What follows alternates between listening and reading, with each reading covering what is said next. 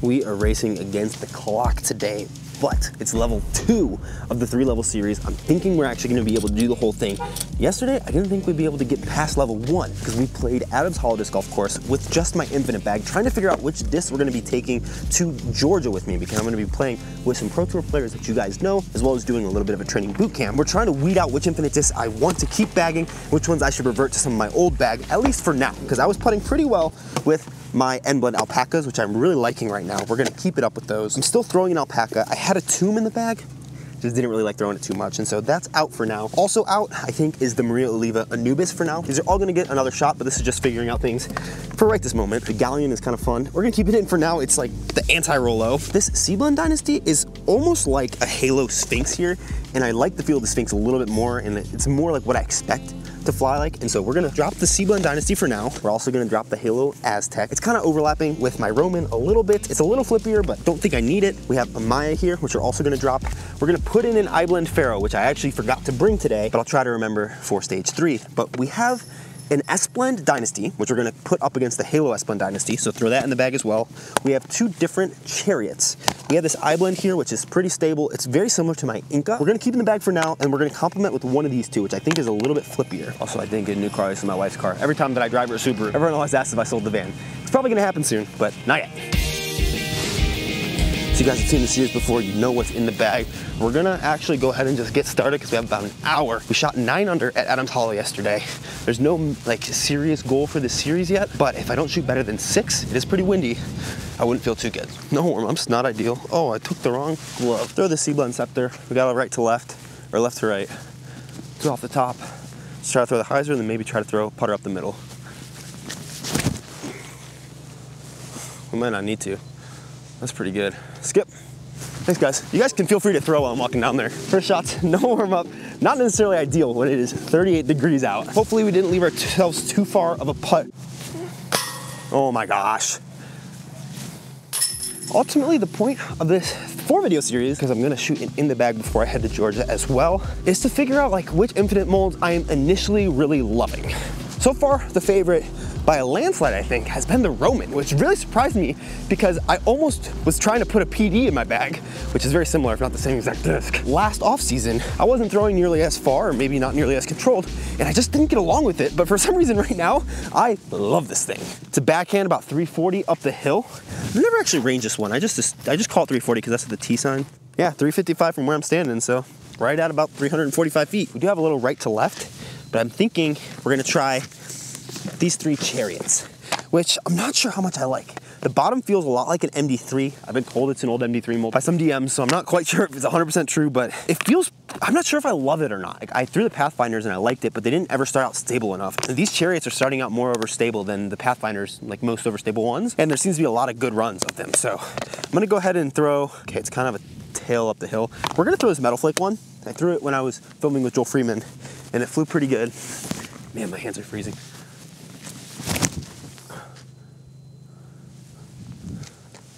Catch some fade. Wow, that is such a straight one. That's really nice. iBlend starts out, I found, very overstable. It's Infinite's own proprietary blend, which I think feels like a mix between Star and Pro, is what I've heard also online.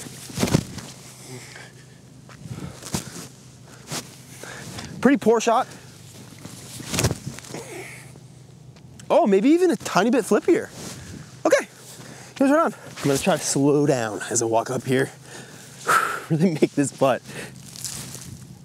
Dang. So this whole little 3-part series, a lot of molds I either didn't love or feel like I necessarily needed to go into this next season. And some of them I did, like my red Firebird, that thing was my baby.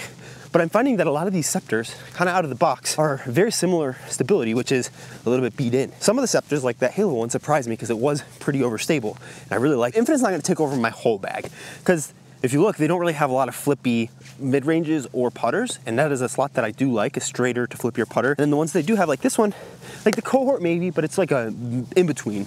So it's a weirder slot. I want a slower disc, like a 2 or 3 speed. And the Alpaca is just a little deep for my hands to like really turn over well with my form right now. I'm gonna be fixing that. I think I know exactly what's happening with it. It has to do with my elbow. Do I have like a backup beanie in here? That'd be so sneaky. Please, please, please, please. No backup beanie. I'm gonna need to make one. We're also gonna be playing all the pro pads today, which is another reason why kind of 6 has become the number. This next one's about to be 360 It's a little right to left. So I think we might try to throw the Inca on it and compare that to the Chariot. It's like on a touch of Anheuser. We do have a slight tailwind again, and it's kind of curving around this way. Oh, it's getting beaten down. Keep gliding, please. I might have got up there into the circle. This is that Metal Flake Chariot. I just find myself gravitating towards it right now.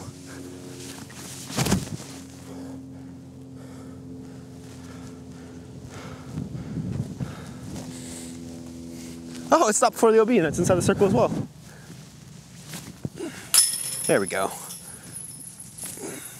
Nailed it. I do think that I could see myself being, if I do decide to play with Chariots this year, I could see myself being all Chariots and no Inca and just finding a really overstable Chariot. That's been one that Infinite sent me out that I ended up trading with Joel for some of the discs that I have today. Pretty overstable. All right, our basket is through the trees. You can kind of see the band there. Probably gonna end up throwing the Sphinx. The wind is kind of pushing down the hill here, so it might stable it out a bit. I think we're gonna go this Metal Flake Glow one. I think it's 450 to the basket. From what I've heard, potentially this could be a Roadrunner bottom with a Valkyrie top.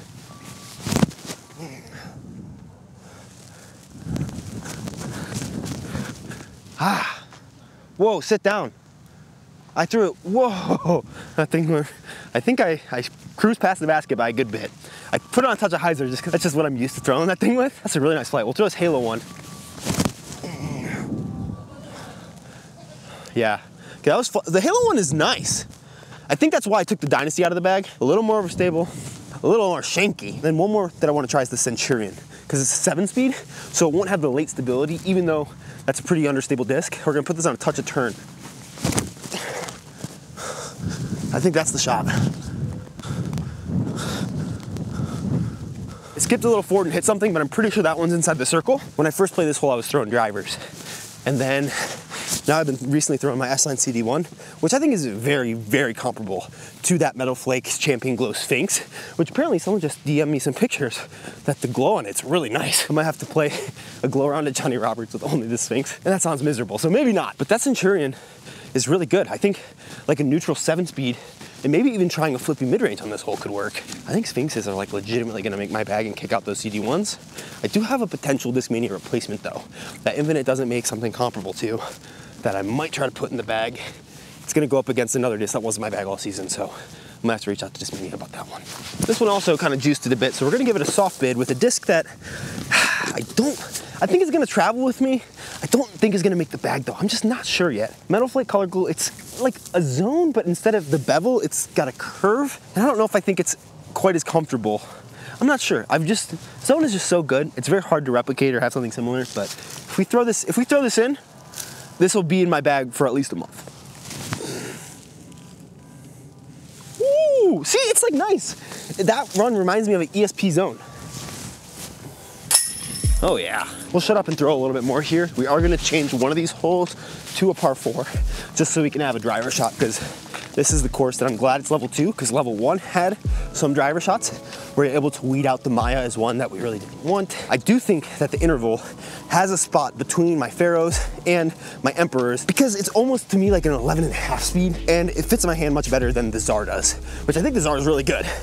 I just think that the interval from Finish Line is one that is probably also gonna make the actual tournament bag, and probably this bag that I'm taking with me to Georgia, but it just like holds a tighter line, I found. We do have a tailwind here, which makes me think that this is a ruin hole, because I threw my ESP zone way past this basket the other day. But coming back to this course, it's much more, as you've seen, I can probably throw mid-range and putter on almost all these holes. This is gonna help me figure out like which putters and mids I feel like I'm missing from this lineup. Like, it's kind of hard to not like that though. You know, skip in. Ooh. How do you say no to that? You don't, you can't. 2 down. So this basket is up and to the right, like right here by this big old tree. I believe it's 400 to 410. We're playing in a little bit of the left to right now. Seems like the wind shifted a little bit. It's kind of coming this way. I threw my CD1 past it the other day, so I wonder if it's a Chariot. That was a straight tail though. The Centurion or Exodus. I do want to get some more work with the Roman, but the Roman I know is staying in the bag. That 10-speed is phenomenal. I love how that thing flies. I think I want to try this Exodus. These two kind of seem to complement the Strike and Athena that I had in my bag. And this is like very domey and like a little bit deeper. It's an old Eagle L mode, I think. Keep drifting. Ah, it's coming out too early. Wow, that came out and skipped. That was really not it. The Roman's definitely a little faster and has really good glide.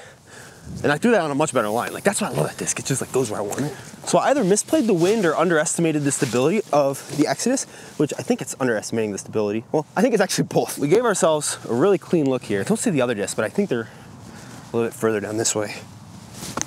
Oh, what a layup. I think the mold is good. It feels a little deep, and I think it's probably just the plastic of that one is very stiff. But that disc, I don't know if it has a long-term future in my bag. Dynasty we just snagged. Okay, wow, this Roman just goes far in where I want it. This is way down here. Dang. So this hole is like a par 4 that is just between 2 holes. I really prefer playing this than just the straight shot, which is a fun shot for sure, but just something about this one. It is down the hill. The basket is like straight in line, 550-ish. With this tailwind, I think we're just gonna flex this Faro and try to like give it height and start it on a touch of Anheuser and let the disc actually work its way right.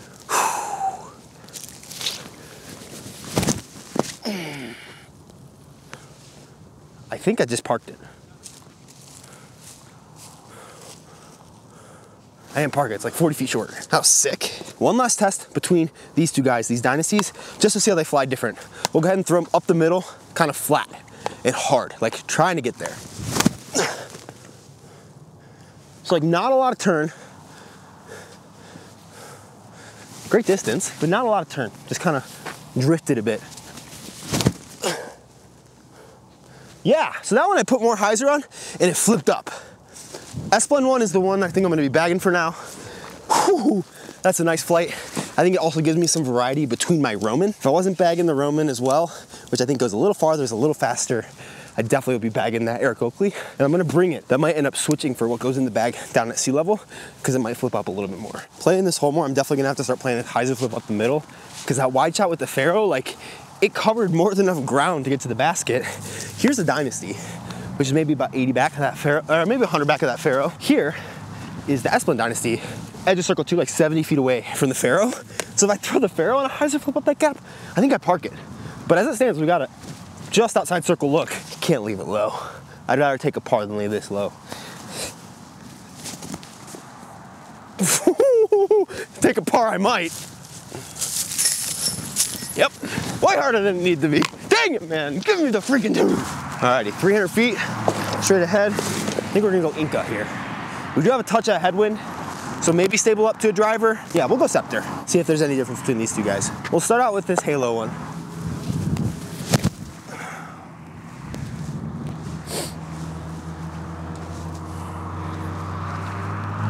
Yep, good choice. A little flip in the headwind. Very similar though. Okay, both are parked just on the opposite side of the basket, so the only difference is if you throw one Scepter versus the other, one of them will park it left side, one of them will park it right side. That's all I know. Might be some glow golf tonight. All right, we'll have to play through this big group, but we're gonna try this Color Glow C-Blend Chariot. Oh, this is the first run 1. Sick. I would throw the Alpaca, but I just have been misreleasing it too much. Probably also because that one's D-Blend, so it's a little bit on the slicker side. Whoa, that one's flippy. Okay, I might need the Midnight. I might not need the Midnight Pro 2. Wow, that one is. Oh, nice. Do it.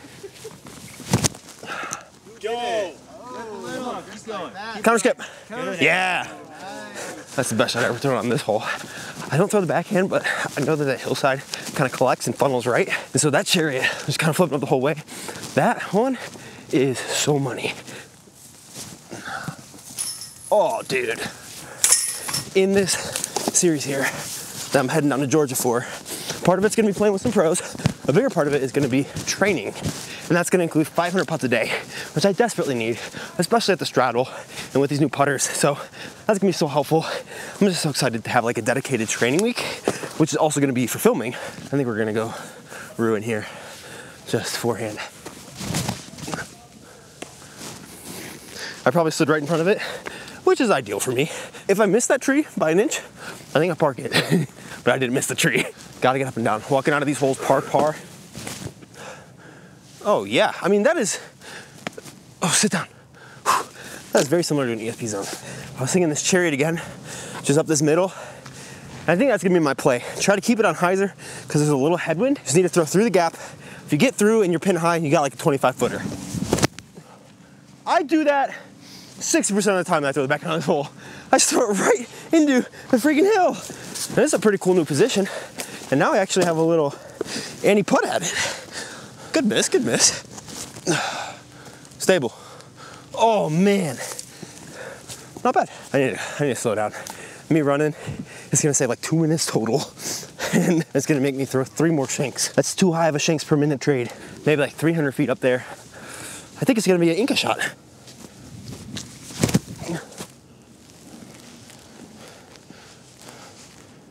Parked it. I was like, where the heck is my disc? And it's like underneath it, just on the opposite side of it, I thought. So shout out Bedanzinka. Straight ahead. You could take the forehand gap to the left. I think I'm gonna take the backhand though. Tried the forehand last time, bit me in the butt. Backhand gets you closer even if you miss.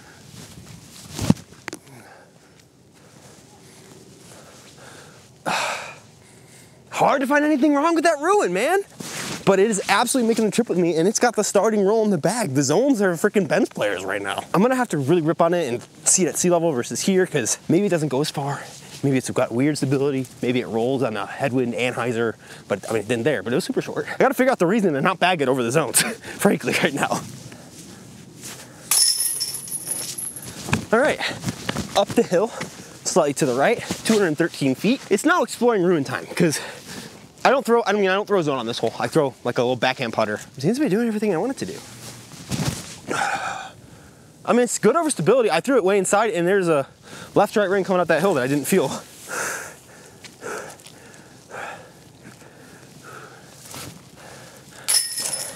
Dude, I like these alpacas. No! Ruin.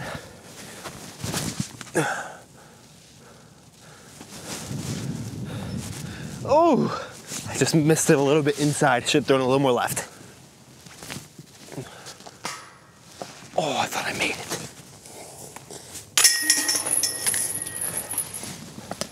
All right, I actually just glanced at this position. Typically it's in those trees to the left like a bowl. This one is further down the hill, almost where you kind of want to just glide on an hyzer to like flat the whole way just inside of those trees. Part of me though, I think it might be a ruin. It's a little tailwind.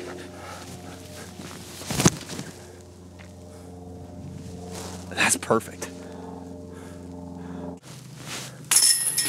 You guys ripped through those holes. Holy cow. Yeah, flashed through me. Which, do you know which position it's in? Do you know, is it the one behind the tree? Yeah, it's over by the second light to the left. Like the far position then? Yeah. Oh, this is not going to be able to be seen. Black disc. All right. Not with that attitude. Oh, we love it. Hey guys in the camera, it looks good. Thanks guys. Pretty good shot with the Roman. I didn't think I got all of it, but that thing just got glide for days. I'm 20 feet away. Loving that disc right now. If we make this, then we're 9 and 9 in the last 2 videos. That means that's a layout that I'm playing hopefully tomorrow if I decide to in the disgusting weather. I mean, this bag is starting to feel dialed. I mean, you can tell by the discs that I've been throwing. Some that I haven't, but also like 7 speeds tend to be more sea level discs for me, or like tree discs for me, because they have different shapes, like distance wise. Like they don't quite go as far and then they finish, versus a 9 speed. I'd just rather throw a 9 speed on hyzer for the most part, unless it's like I really want a soft finishing hyzer. So it's gonna be interesting. Let's make this putt, get the 9 down, and end on a good note. Oh, this is better than I thought it was. This is phenomenal. Subscribe.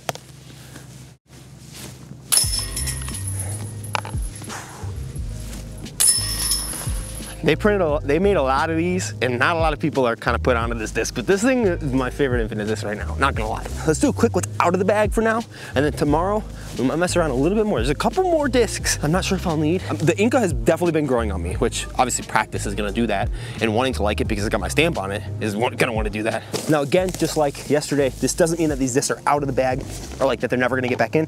This is basically just what I'm taking to Georgia with me, my first like trip as a sponsored disc golfer. I think what's gonna stay, Color Glow Chariot, and then this iBlend Chariot, which I think is very similar to the Inca, so there might be some overlap there. This Metal Flake one is kind of in between these two, and I don't need 3 Chariots and an Inca, so we're just gonna take these 2. Centurion and Exodus are gonna stay. Exodus kind of on the chopping block. I think I just need a different plastic. I'm gonna keep both of the Sphinx and this Dynasty. Eric Oakley, it's out of the bag for now. sorry, Eric. You're probably gonna come back in the bag very easily because I want you to fly like my S-Blend. And so when I beat this in a little bit, because I'm gonna have both of them in the bag, I'm sure, for like practice bags and like throwing, because this disc is just way too pretty to not have in the bag, frankly. But the Team Stamp one did have that little bit of extra turn and flip, and it was a little bit different than this Roman. So Roman for sure stayed in the bag. The Halo Scepter over the C-Blend, but both of them are coming with me. And then all the drivers are staying the same. Ruin is staying the same. I thought I was gonna trade it for the Rays. Not. I love the Ruin right now. It's like a really good, slightly more stable ESP zone out of the box. And then this is in the bag for now. There's gonna be a couple other things that we try to cycle in and put in and think through. And then we're gonna play the hardest layout that I think I can try to come up with. Go ahead and watch yesterday's video. Level 1, right over here. Level 2, very much a success. Level 1, semi-success. Level 2, we are getting things dialed. Tomorrow, level 3 is gonna be phenomenal, and then we fly out to Georgia, train, and play. I know I'm not ready for the season right now, but I feel pretty good about my game and like where I think it's gonna be. And these discs are doing the job. Oh, we're back to a lot of daily videos in a row, baby. It's happening.